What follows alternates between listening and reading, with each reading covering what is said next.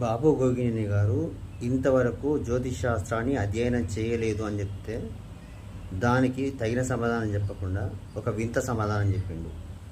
జ్యోతిష్ శాస్త్రంలో ఖగోళ విజ్ఞానం ఉన్నది కానీ ఫలిత జ్యోతిష్యం అనేది సైన్స్ కాదు అన్నాడు.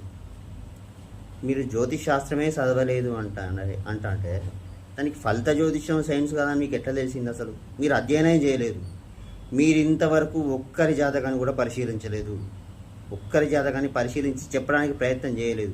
అసలు మీరు మీ జాతకాన్ని చూసుకోలేదు.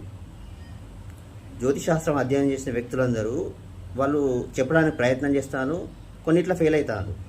ఫెయిల్ అయితే మళ్ళీ పునఃపరిశీలన చేసి మళ్ళీ అధ్యయనం చేసి కరెక్ట్ చెప్పడానికి ప్రయత్నం చేస్తున్నారు. కానీ మీరు చదవకుండా మాట్లాడుతున్నారు. సమాజానికి మీరు ఇన్ని రోజులు ఒక శాస్త్రాన్ని వక్రీకరించి చూపించారు, చదవకుండా మాట్లాడారు. మీరు ఎట్లా మాట్లాడతారు?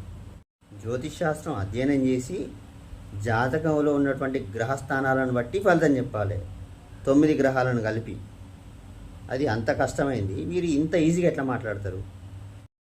మీడియా మిత్రులు కూడా ఒకసారి మీరు వేదిక ఇచ్చే ముందు ఆ వ్యక్తులకు కనీస జ్ఞానం ఉన్నదా, ఆ శాస్త్రాన్ని అధ్యయనం చేసి విమర్శిస్తానులా, కనీస జ్ఞానం లేకుండా విమర్శిస్తానులా అనేది పరిశీలించి వేదికనివ్వాలని కోరుతున్నాను.